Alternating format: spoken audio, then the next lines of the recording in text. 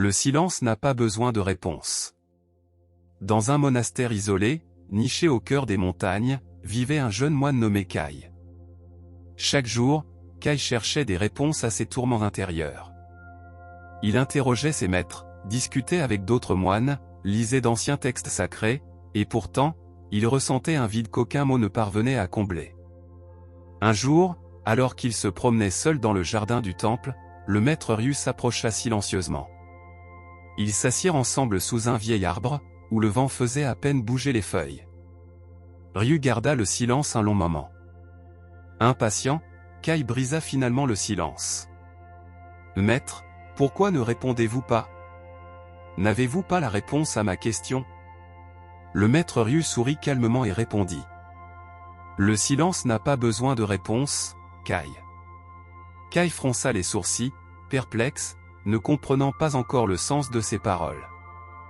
Kai fixa le maître, tentant de saisir le sens caché de sa réponse.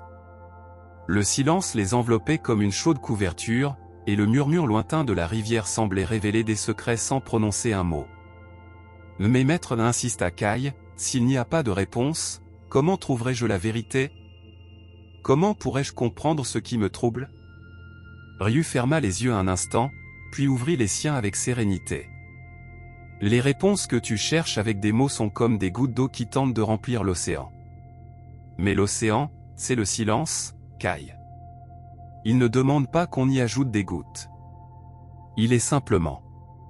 Kai ressentit un léger frisson dans la poitrine, un murmure intérieur qu'il ne comprenait pas encore tout à fait. Ce soir-là, Kai décida de se promener vers la forêt voisine. Le soleil filtrait à travers les feuilles, peignant le sol de taches dorées et d'ombres dansantes. À mesure qu'il avançait, ses pas devinrent plus lents, et le bruit de son esprit commença à se calmer. Il arriva dans une clairière où un vieux chêne s'élevait majestueusement. Kai s'assit à ses pieds et ferma les yeux. Pour la première fois, il ne chercha ni réponse ni compréhension. Il se laissa simplement remplir par le silence. Dans ce silence, sans parole ni explication, il ressentit une paix profonde qu'il n'avait jamais connue auparavant. Il comprit, sans tout saisir pleinement, que parfois il ne faut pas trouver de réponse, mais simplement rester en silence. Le lendemain, Kai retourna au temple avec une nouvelle sérénité dans le cœur.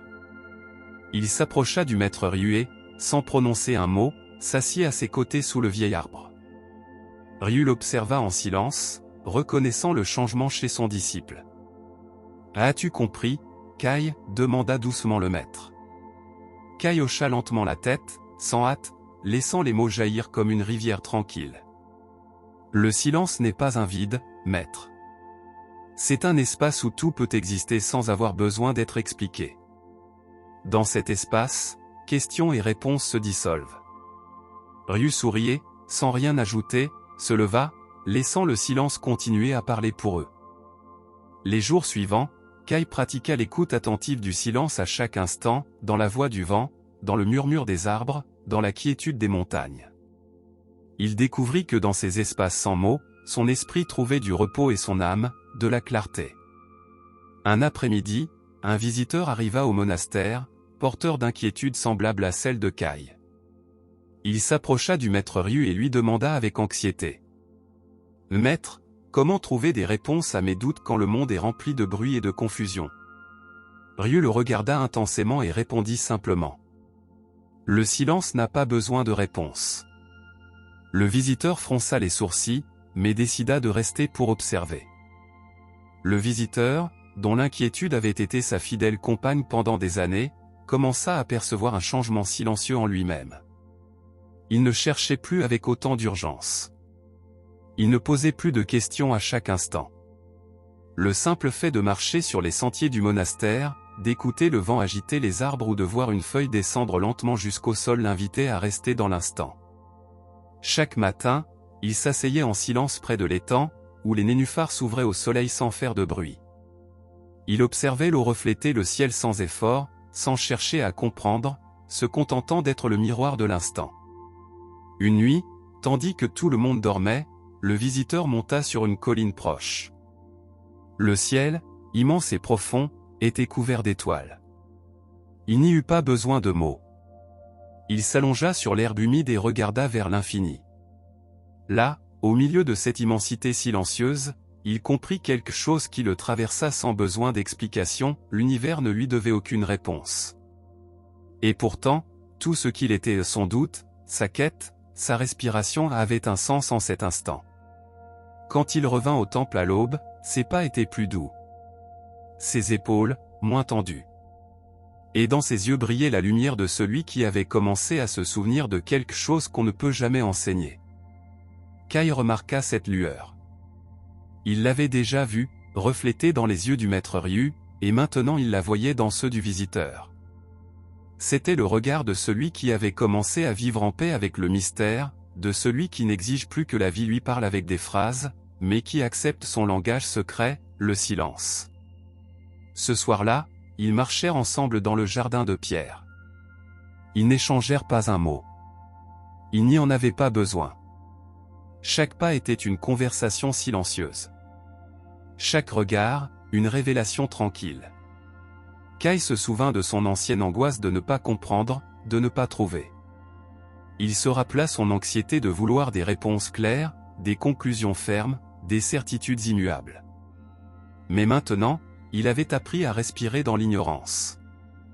À habiter l'espace entre la question et la réponse sans peur, comme on habite une pièce sombre en sachant qu'il n'y a rien à craindre. Le maître Ryu les observait de loin. Il n'intervint pas.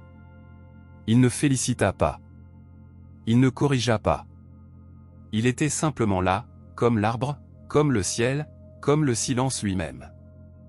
Et dans cet instant partagé, sans mots, Kai et le visiteur comprirent, le silence n'est pas une absence, mais la présence la plus pleine qui soit. Il n'a pas besoin de réponse car il contient déjà tout ce qui est essentiel. Les mois passèrent et Kai devint un moine serein, non pas parce qu'il possédait toutes les réponses, mais parce qu'il avait appris à vivre avec les questions sans s'y accrocher. Il comprit que le silence n'est pas un vide à remplir, mais un espace chargé de sens, un refuge où l'âme peut se reposer.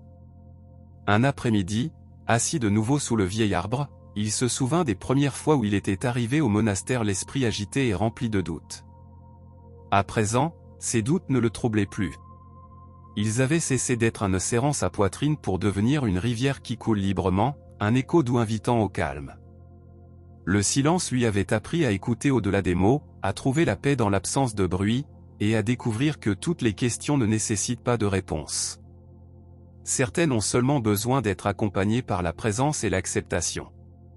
Kai sourit, respira profondément et remercia le silence, ce maître invisible qui ne répond pas, mais qui parle avec le langage le plus ancien et profond, celui de l'être. Et ainsi, dans la quiétude, Kai comprit que le silence n'a pas besoin de réponse parce qu'en vérité, il est la réponse.